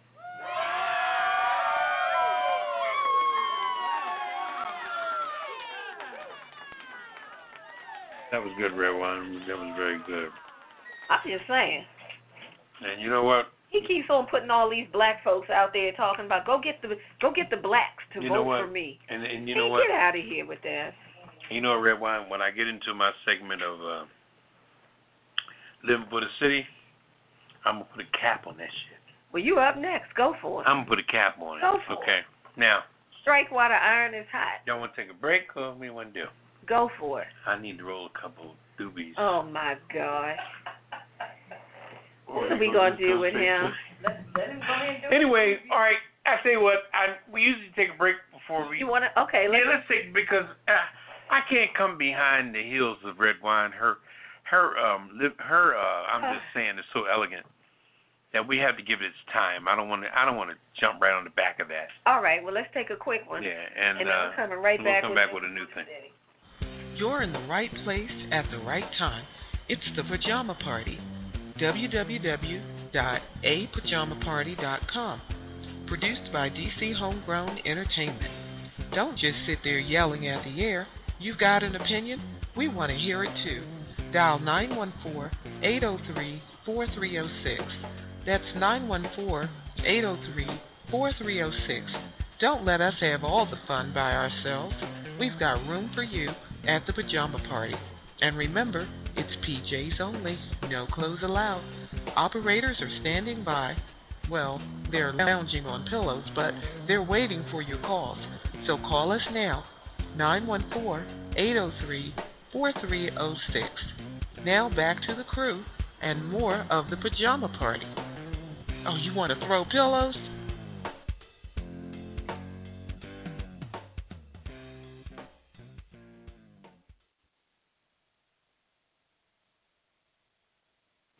Welcome back to the Pajama Party. I'm one of your hosts, Poppa DD. I'm here with Ketel. Hello. And Redwine. Doesn't fly. And if you join us for the first time, the Pajama Party is a late-night talk show where we get it in. We talk about any and everything from politics to butt-naked whatever. Okay, we get it in. We exaggerate a little bit, talk a little stuff. We talk some S and swap some spit, what have you, but we get it in. Now, we're three different people from three different areas. I come from the Philadelphia area. I think Ketel's from Jamaica or West Indies or somewhere. Yeah. And Redwine, she was delivered by a stork, and she's from the church steps of the church of what's happening now with Flip Wilson and. Something really wrong with you. So, living for the city. Living for the city. You know what? I'm going to jump right on Redwine's heels. Because you know what? I'm going to say this here to you black folks. It's time that you guys step at your game and understand who and what you are. Because we are an array of people that have our own attitudes and dispositions. We don't rely on anybody. When we step out of our house in the morning, we don't know we're black. We're in society. We're living society where you have to live in society. But when people break us down and call us black or the black neighborhood or whatever, I was raised in a neighborhood. In particular, I won't name where, but I ain't in no hurry to go back to the neighborhood. Okay? It doesn't make me better than anybody. But I just feel like they're not being progressive in that neighborhood, so I ain't trying to relive that.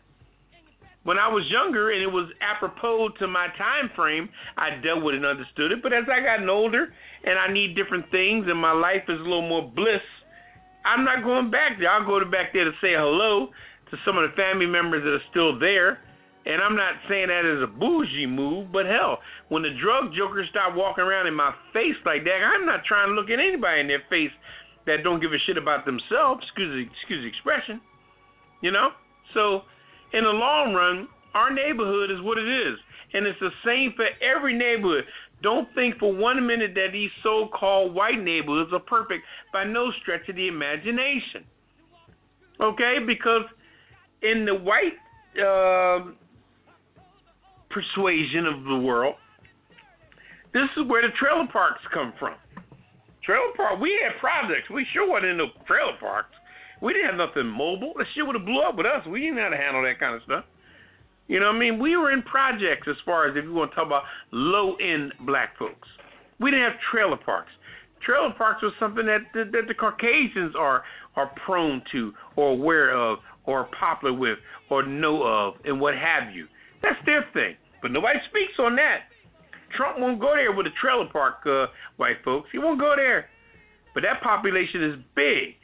And they're no different than somebody in the projects. I always say that for every young girl out here that's having an unwed, illegitimate baby at 16 years old, there's a suburban white girl getting an abortion at the same age. Because God knows that the world is a complete balance. Everybody's doing the same thing. When you look at TV, you either got DirecTV, Xfinity, Verizon, or some other Jake the Fake Joker. But you got what you got. And the mailman comes and delivers the mail to everybody every day. That's what we do. So the rumors about the mail going out of business, they're going to close the post office, that's bullshit. There's too much crap to be delivered for it. If you don't, who's going to deliver it? Anyway, I don't want to get off the beaten path, but let's get back to blackness. The blackness keep on. Okay? Now, peep this here. Peep this here. Everybody wants to tell us about our community. Hillary Clinton, she gets up there. Well, in the black community, there is 50 shades of black out here. Everything from Clarence Thomas to everything in between. Eddie Murphy don't live like Michael Jordan. Michael Jordan don't live like LeBron James. LeBron James don't live like Carmelo Anthony. Carmelo Anthony does not live like Jamie Foxx. And I'm not talking about people with money. I'm just talking about different black people in the world. Everybody got their own style that they like and what they do and comfortable with what they're comfortable with. So there's no such thing as a black neighborhood, a black community. We are everywhere doing what we do, and we're content with what we do. We don't know we're black until you call us that. We don't know we in a black neighborhood till you say that. I'm not in no black neighborhood. I'm in a neighborhood that's conducive to my paycheck, my finances, and my lifestyle.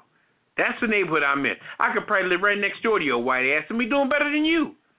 But I'm not judging that because we're all living. When we shut our door, our life begins inside the house. I'm the king of my castle, not the king of my neighborhood, the king of my castle. My strength, power, and stuff begins when I turn the key on the door. Got nothing to do with the street out there. But anyway, I don't want to get off the beaten path, all right? Let's get back home again. Now, what they're saying, because I'm really pissed at this. Every time I hear politicians like Donald Trump saying, well, I'm going to talk to my black people for a minute. Fuck you. Who are you talking to black people? You ain't talking to me.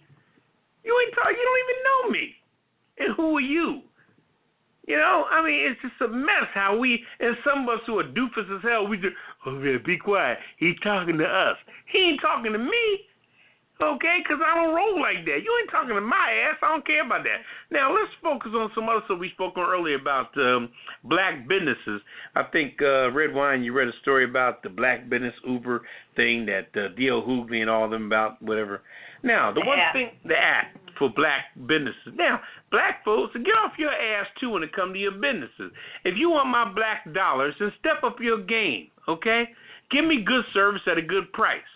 Because if I got to go search and find your ass, or if you ain't called me back all day, if I called you 9 o'clock in the morning with a problem, and I ain't heard from your ass until 3 o'clock in the afternoon, I'm not sitting around 6 hours waiting on your ass. Because I will call fucking Roto-Rooter if my shit is backed up. I'll wait for you a couple hours, but don't say, hey, what's up, bro? Hey, yes, yo, man, I'll get out there, man. All right, I'll get out there, man. Give me about noon or so, man. And noon turns into 3 o'clock in the afternoon. Now, hell, I got Mike the plumber and fucking Lynn and everybody else out there that wants my business. And at the meantime, my house is starting to smell like dookie squat because my damn sewer is backed up.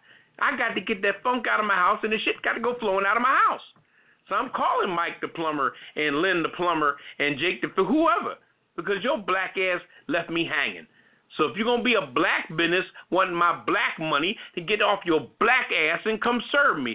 And do it at a good price so I can call your black ass again. Now, I'm not talking about Trump, Hillary, nobody. I'm talking black on black right now.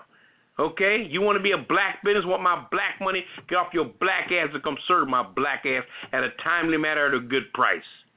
Anyway, that's it for me tonight on Living for the City. Let me drop the hammer. Wait. I get in black tonight, boy. Woo. I'm going to drink to that one. Anyway. I know that's right. I think we should all drink to that one. I know that's right. Papa put it down. That noise.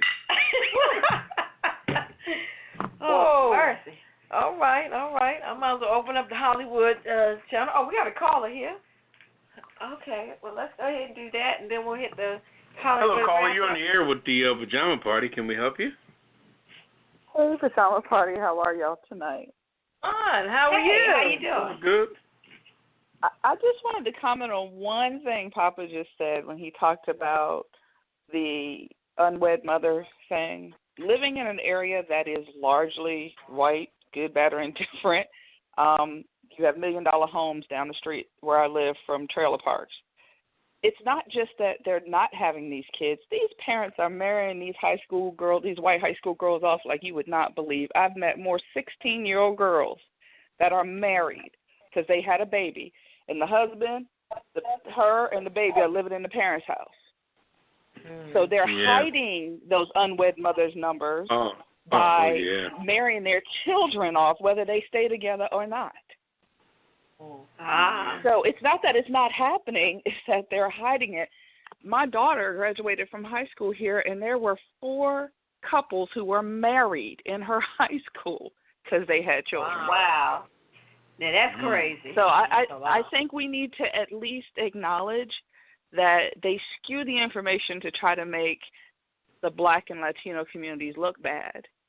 But I know more white young women under the age of 23, 24 with 3, 4, 5 kids, and they could very well have different fathers.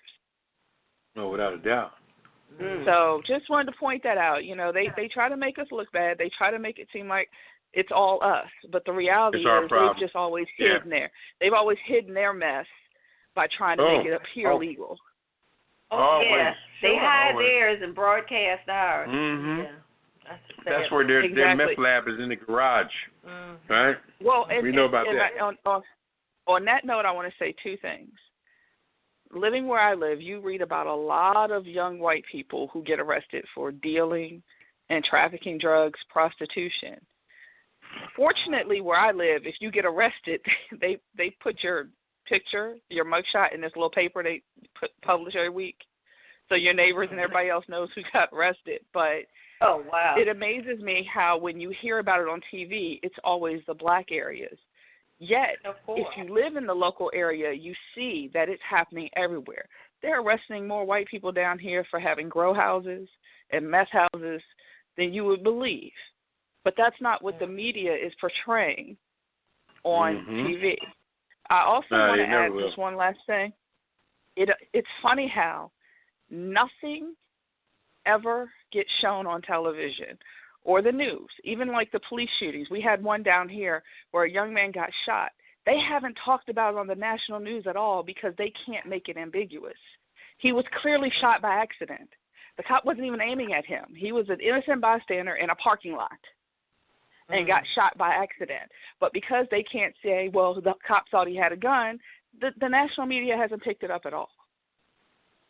So it's just amazing to me how they won't talk about the fact that this young black man got shot by a police officer and he wasn't even involved in an altercation.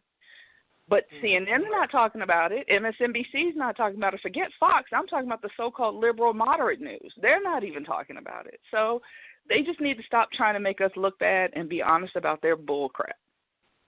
All right. Okay. And that's all I have to say. You're right about Thank you.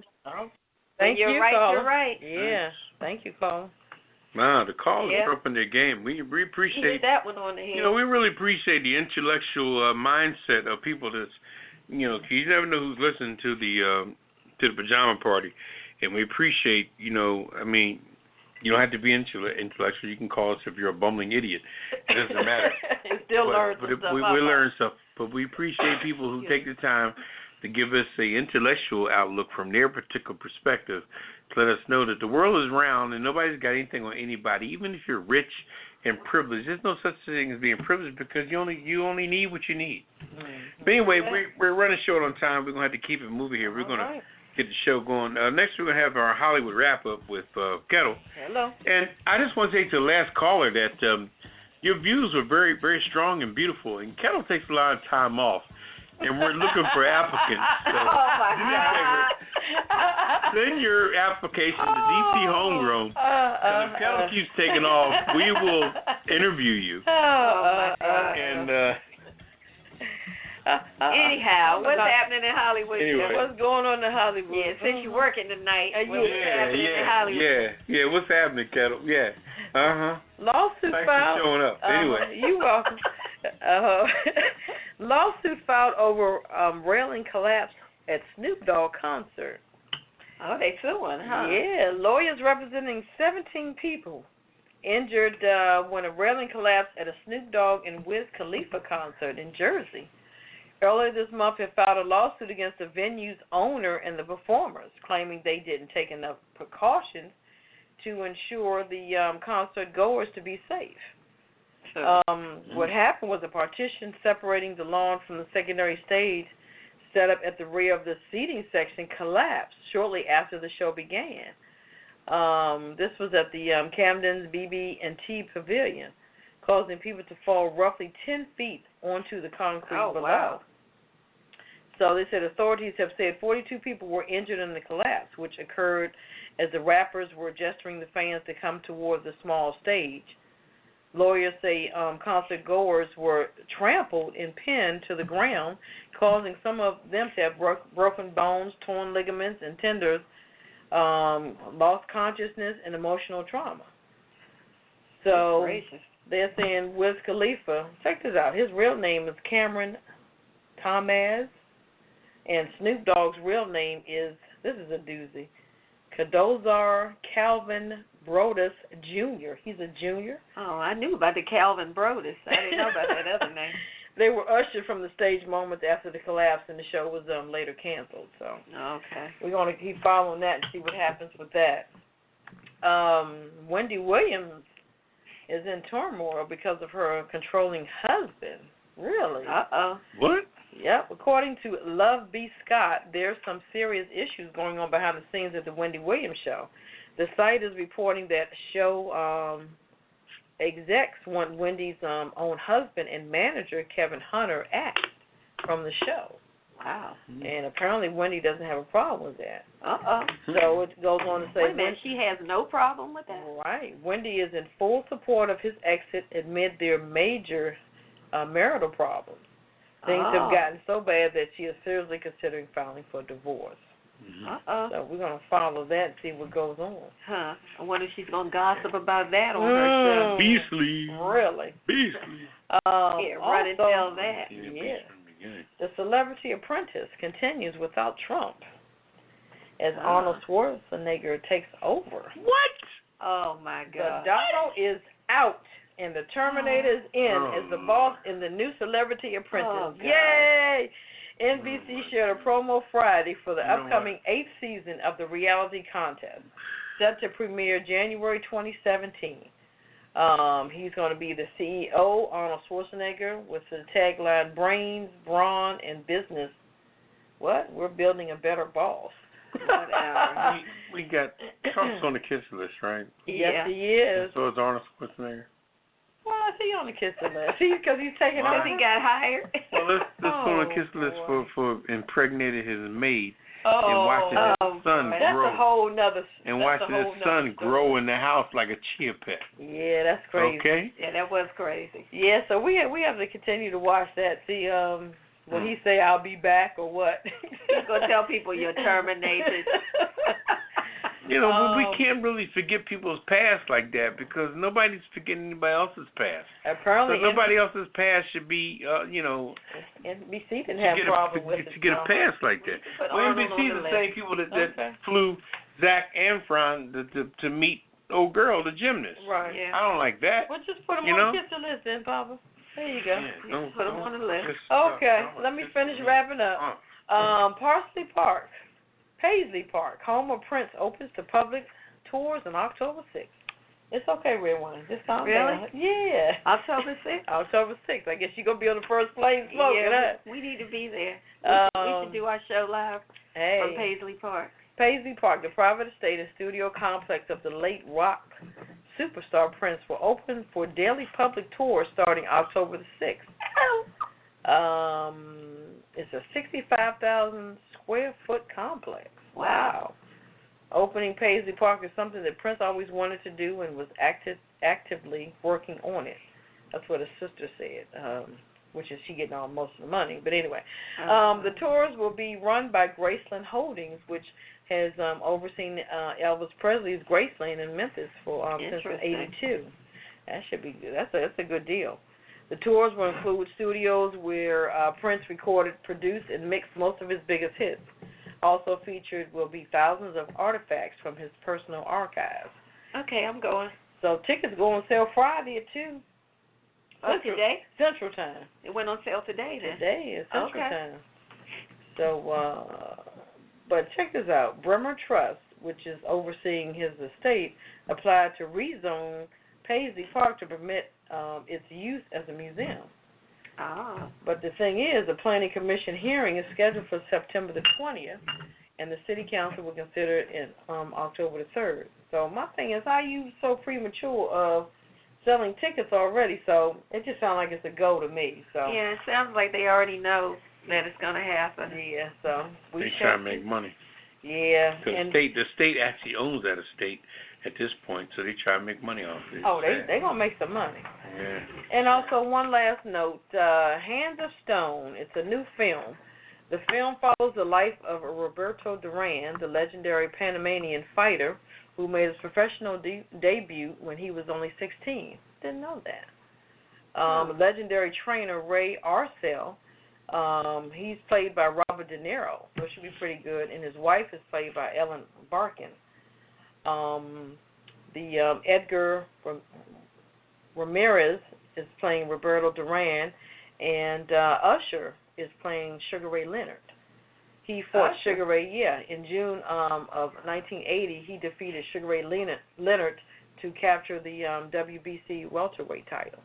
Okay. And they had a rematch, so That should be an interesting movie. Okay. All right, so that's my Hollywood wrap-up. All right, good job. Oh, what you got going on, Redwine? Oh, well, when we were speaking about Prince, I just had a very brief little tribute that I wanted to do. Oh, isn't that special? Well, you know how it is. Okay. So, it's been 128 days since we lost Prince. His legacy of music lives on, though he's no longer with us.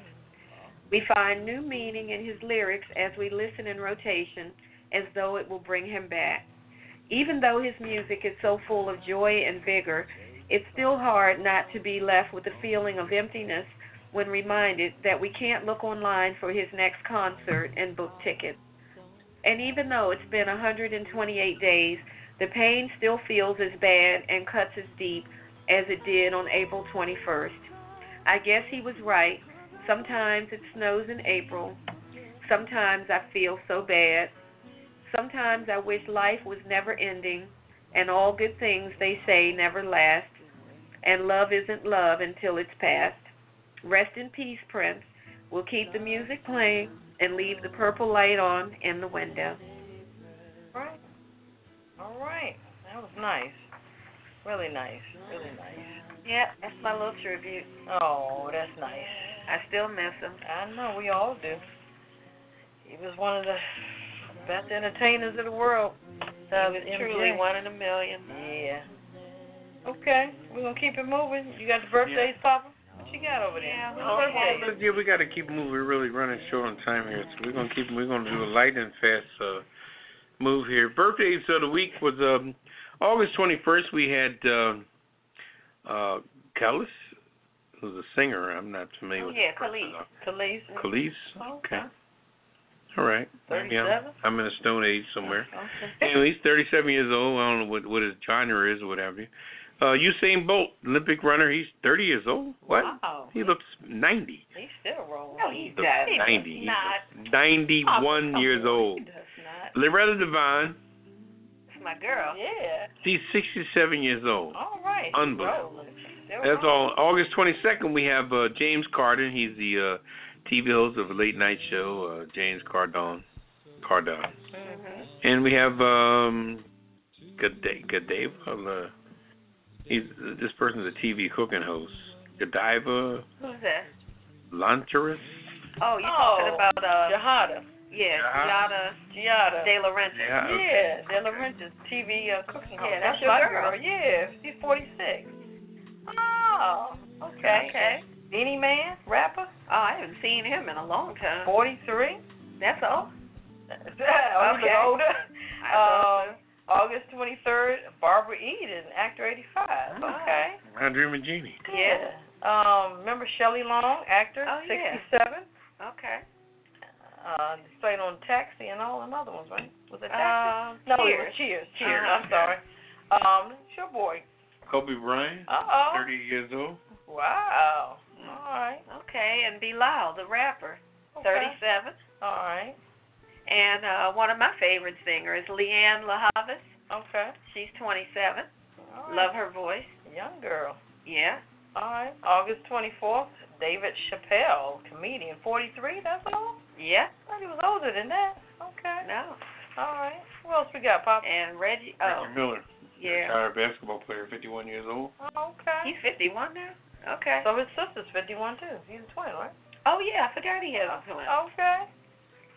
Sean Connery. Oh, that's my August boy. 25th, Sean Connery. He's still fine. He is. How old is he? 86. Woo. Yeah. Uh-oh. Blair Underwood. Woo, sexy. Hey. He's 52. This is Redwine's girl. Oh, please. Rachel Ray. TV. That's Ketel's girl. You can have her. 48 years old. Really? She looks 60. I think her and her husband, they're going to be on the fallout. Oh, yeah. And then August 26th, we've got Evan Ross. That's Diana Ross's son. Oh, he's 28, huh? Yeah, he's 28. Getting up there in age. And Keke Palmer. Okay. 23. All right. Wow. And Poppa DD's girl, Valerie Simpson. 71. All right. Wow. Bradford Marcellus, musician, 56. Yeah. And James Harden, basketball player, 27. And we got one more, Patricia Silas. All right. She's 54. All right. All right, so happy birthday to everybody on the list this week. Cool. Nice show. Cool, man, cool. Okay. All right. All right. So let's hit the cocktail of the week. We got to hit it quick. Okay. The Charleston. Yes, the Charleston. That's a good one. All right. 1.5 ounces of bourbon. Brown liquor tonight, huh? Yeah. Preferably Kentucky variety. 1.5 ounces of Madeira. It's a dry port or sherry. 2 to 3 dashes of the bitters.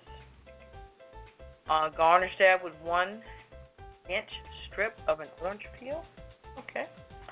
Add all those ingredients to a mixing glass. Add ice and stir until chilled.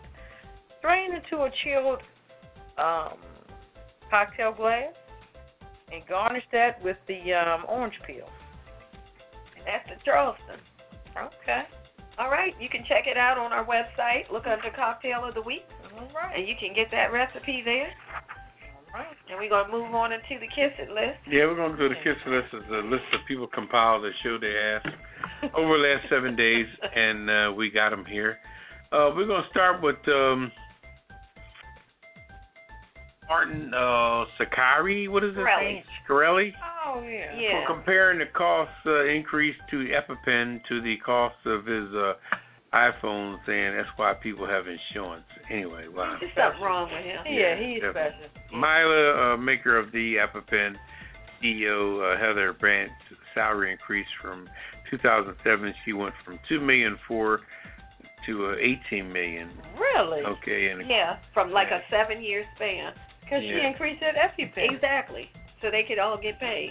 That's crazy. Ridiculous. yeah, it's just crazy. And you got Donald Trump for buying $55,000 of his own book, campaign contributions, so he can make money back into his own business. He's special. You got North Korea for firing a missile at Japan. They're gonna get their ass kicked in Japan. They bombed the hell out of us in Pearl Harbor. So watch that. Anyway, the Brazilian Paralympics of Rio for photoshopping able-bodied models to look like they were amputees for their poster and ads. How crazy is Really? that? Yeah, You could have just used real amputees. They're going to shoot real models and then airbrush them and make them look like they were amputees. Amputees, unbelievable. Come on. Simple. Al Basario, he's the Trump spokesman. He said Hillary Clinton should be put in front of a firing line and shot And that's for treason, and Crazy. Trump says that he doesn't recall the remarks. Yeah. Anyway, the people responsible for hacking Leslie Jones' website, they know exactly who these people are. Yeah, they. And also the Maine governor, whose name is Paul Richard LePage, believing a nasty voicemail where he cursed out the Democratic Drew Galstein, saying he's accused him of being a racist. Yeah. Anyway, the guy who got stuck between the building trying to press the girl, I heard the girl left. Rather his ass fell. She left because she thought his dumb ass was dead. But she got the fuck up out of there. He said, "Where's the girl? The girl left." You know? So he was a jerk off for doing that. Anyway. Oh, boy. The Maine governor, I'm sorry, the guy who, Uber, let's go to Uber. Let's go down. Uber for blaming money paid to drivers as the reason why they're losing billions of dollars. That's just crazy. That's a bunch of crap. Yeah, You know, it sounds like the whole Amtrak move with buying new equipment. They should pay people. The people hating on Zendaya for being cast as Mary Jane Oh, yeah. in the next Spider-Man movie. Yeah. They cast a black actress to play Mary Jane, who has been played in the past by a white actress. Oh. And now all the trolls Now, are Mary coming out. Jane is the Spider-Man's girlfriend. Right. And now these haters are coming But as out. I told they you, got who a are the problem two free with it. people in the world? A black woman and a white man. Okay, there you go. Judge Aaron Paraski, he's the one that set the guy free to rape the girl unconsciously. Yeah. Even though the guy got away with 6 months in jail for doing that situation, he would never get in coochie again in that particular town. Donald Trump, use of campaign funds, like we said. Bill O'Reilly for just being Bill O'Reilly. NBC for being a matchmaker with Zach to the Olympic star, trying to get them hooked up, you know, anyway. And also for NBC for bringing on Arnold Schwarzenegger to replace Donald Trump in the movie, in the show Apprentice. That's going to be crazy to watch. Don't forget the Red Star Macy's. And the Red Star Macy's for a preview day on Friday, whatever the hell that means. And this is for y'all. Kiss my entire ass. Kiss my Irish ass. You better kiss my Irish ass. This world, kiss my ass. Kiss my ass. You can just kiss my ass. Baby, you can just kiss my ass. Oh. You can kiss my country ass. I said if you got a problem with any of that, you can kiss my natural born redneck to the bone, ever loving country ass. That's right.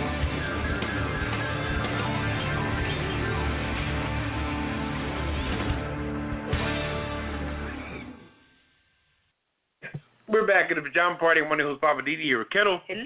And Redwine. That's right. And to the callers from Florida, like I said, we're thinking about replacing Ketel. So See what I'm saying? Anyway. I'm going to put Poppa on the kitchen list. Well, let's get into the last word. What's your last word, Poppa? My last word tonight is, like I said, I'm completely pissed off with NBC for flying in that guy Zach. Just because the girl said she had a crush on him, you guys had no right to fly somebody in to meet with that girl. That girl is upward bound. Okay, let her go home to her family, enjoy her gold medals, and live a life as a young 19-year-old girl instead of bringing your goddamn drama to her. Excuse my language. I'm in therapy. You know? I don't like that. I don't like that. Zach, you had no right. You should turn around saying, you know what, I'm glad she thinks of me as a good whatever, but don't come there and patronize her. She does not need it.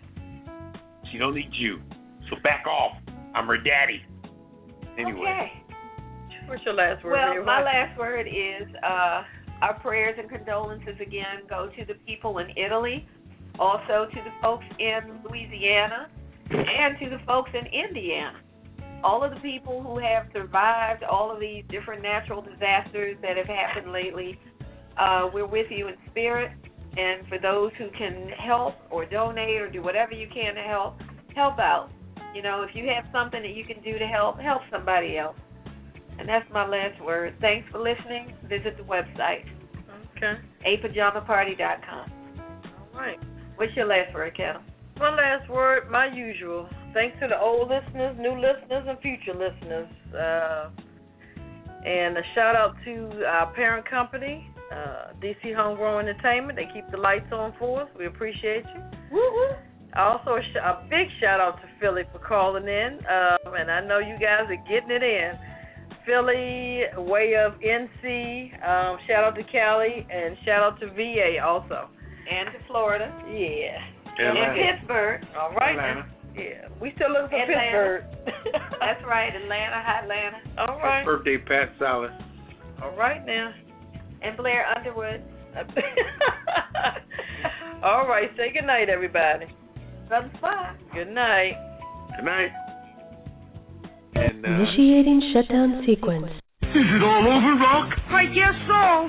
I bid you farewell, arrivederci, sayonara, and all that sort of cheers. Well, when you gotta go, you gotta go. Well, good night. Yabiko. Sana. I regret to announce this is the end. I'm going now. Good night, and good luck. Was it as good for you as it was for me? Now give me a kiss and say good night. Good night. Good night. Thank you. Goodbye now. Goodbye. Goodbye. Thank you. Goodbye. Thank you for attending our show, and good night. Put on the party, grown and sexy.